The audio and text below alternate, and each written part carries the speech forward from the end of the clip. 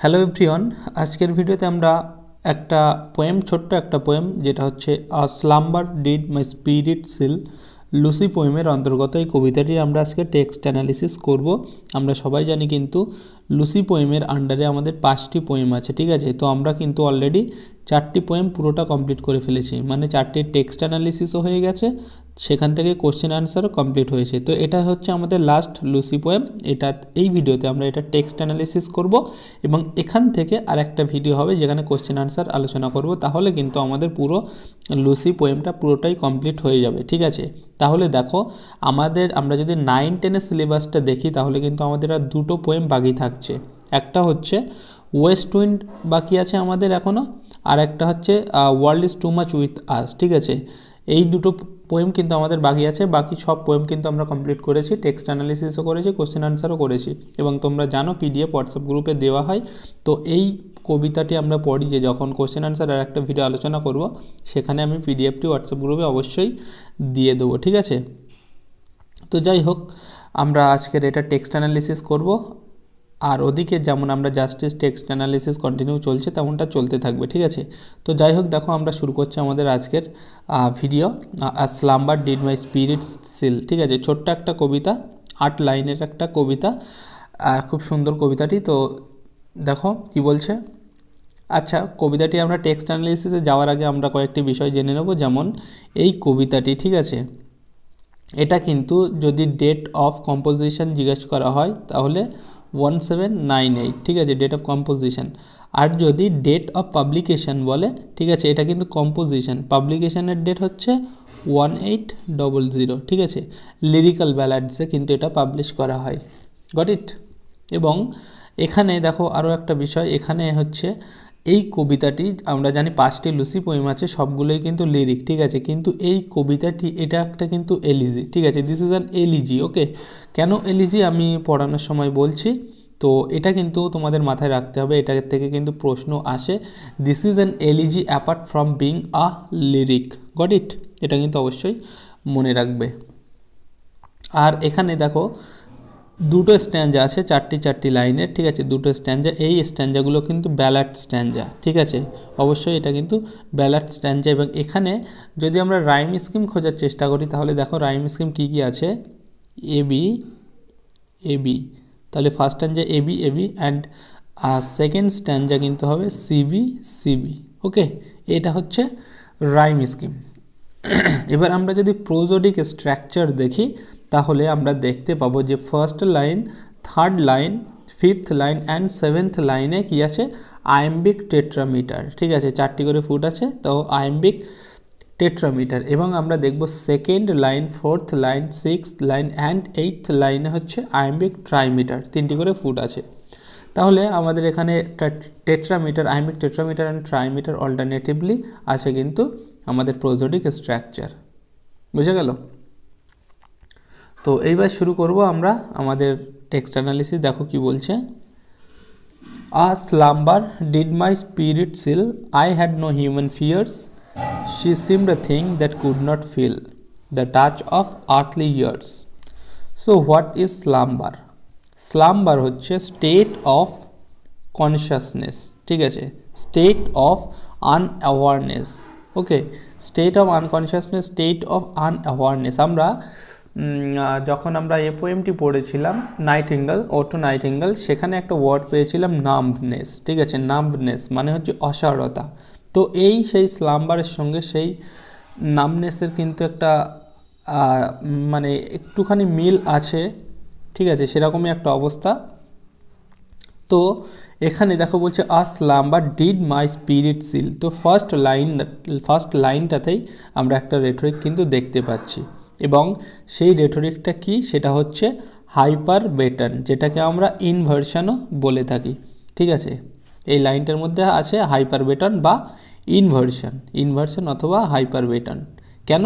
কারণ এখানে দেখো গ্রামাটিক্যালি কিন্তু একটু ওলটপালট আছে। এখানে হওয়া উচিত ছিল আ স্লাম্বার ডিড সিল, ঠিক আছে, সিলটা এখানে হওয়া উচিত ছিল ডিডের পরে, তাহলে কিন্তু ঠিক হতো। বাট এটা একটু উল্টো আছে, সেজন্য এটা হাইপার বেটন। তো কি বলছে এখানে স্পিরিটটা কি? স্পিরিট হচ্ছে সোল বা আরও ভালোভাবে বলতে গেলে আমরা স্পিরিটটাকে কি বলবো না হচ্ছে লাইফ ফোর্স, ঠিক আছে, life force, Vitality of life, life force better হবে, সোলও হবে। এবং সিল মানে হচ্ছে কোনো কিছু কি ক্লোজ করে দেওয়া, ঠিক আছে, ক্লোজ বা ব্লক করে দেওয়া। তো কি হচ্ছে দেখো ফার্স্ট লাইন, এটা হচ্ছে কিন্তু আমাদের এফেক্ট, এর হচ্ছে কজটা কি, কজড হচ্ছে দেখো সেকেন্ড লাইনে আছে I had no human fears. I had, এখানে হ্যাড আছে কিন্তু, ঠিক আছে। তো এখানে আই বলতে অবশ্যই পোয়েটিক পার্সনা এবং তার নাকি হিউম্যান ফিয়ার্স, এখানে human fears means fears of death, okay, human fears. তো এখানে উইলিয়াম ওয়ার্ডসওয়ার্থ লুসিকে তিনি ভেবেছিলেন যে লুসি হচ্ছে আইডিয়াল, লুসি হচ্ছে ইমমর্টাল, লুসি হচ্ছে মোর্টাল নয়, যার মৃত্যু নেই, সে হচ্ছে ইমমর্টাল লুসি। তো সেজন্যই দেখবে আমরা একটা কথা কিন্তু আমরা ভালোভাবে জানি যে যার না অনেক কিছু থাকে তার কিন্তু হারানোর ভয় সব থেকে বেশি থাকে, বাট যার কিছুই নেই, ঠিক আছে, তার কিন্তু হারানোর কোনো কিছুই থাকে না। তো এখানে আমরা যদি এই লাইনটা দেখি, এখানে কি বলছে I had no human fears, poetic পার্সনের আর কোনো human fears means fear of death, তার আর কোনো ভয় নেই। কেন ভয় নেই? বিকজ লুসি ইজ ডেড, সে লুসিকে অলরেডি হারিয়েছে, তো সেই জন্য তার আর কোনো ভয় নেই। এবার এই যে এর ফলে কি হচ্ছে, slumber did my spirit seal, ঠিক আছে, slumber state of unawareness did my spirit seal, তার স্পিরিটটাকে কি ব্লক করে দিয়েছিল, তার লাইফ ফোর্সটাকে একরকম আটকে দিয়েছিল, বাধা দিয়েছিল, বা এখানে সিল মানে আমরা বললাম যে টার্মিনেট করা বা ব্লক করে দেওয়া, বোঝা গেল। তারপরে কি বলছে, she seemed a thing that could not feel the touch of earthly years, she means Lucy, seemed তাকে মনে করা হতো আ থিং, একটা thing, Lucy is like a thing, ওকে।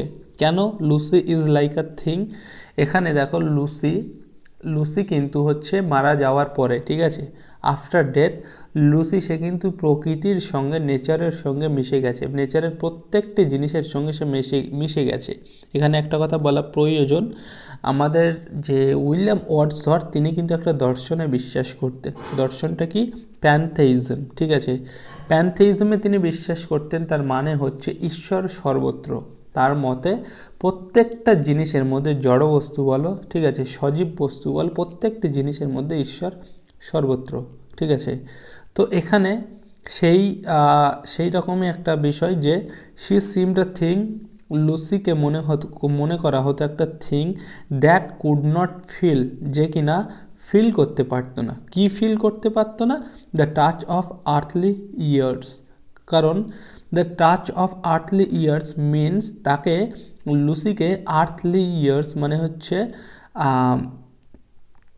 এখানে আর্থলি ইয়ার্স বলতে যে পার্থিব যেসব জিনিস, ঠিক আছে, যেমন আমরা বলতে পারি সুখ, দুঃখ, হাসি, কান্না, আনন্দ, ব্যথা, বেদনা, এইগুলো হচ্ছে লুসিকে আর টাচ করতে পারবেন না, বিকজ, এবং লুসি সেগুলো ফিলও করতে পারবেন এবং লুসিকে তারা আর টাচও করতে পারবে না, কারণ Lucy is a part of nature, ঠিক আছে, Lucy has become a part of nature, সে কিন্তু মৃত্যুর পরে প্রকৃতির সঙ্গে মিশে গেছে, সে নিজেই প্রকৃতি হয়ে গেছে।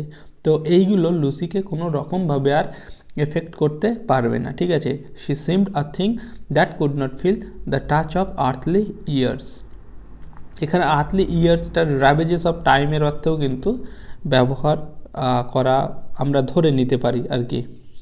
তো আশা করছি ফার্স্ট টাইম যা বুঝতে পেরেছো। আমি কিন্তু বারবার একটা কথাই বলে আমি আমার মতো করে পড়াচ্ছি, ঠিক আছে, তোমাদের বুঝতে হয়তো অসুবিধা হলেও হতে পারে, তো অবশ্যই যদি কোথাও বুঝতে অসুবিধা হয় কমেন্ট করো, আমি কিন্তু সেখানেই রিপ্লাই দিয়ে দেবো, যারা কমেন্ট করো তারা জানো, বুঝতে না পারলে আমি কিন্তু বুঝিয়ে দেবো। Got it? আমরা সেকেন্ড স্ট্যান্ডাতে মুভ করছি, এটাই আমাদের সেকেন্ড স্ট্যান্ডা এবং এটাই লাস্ট স্ট্যান্ডা।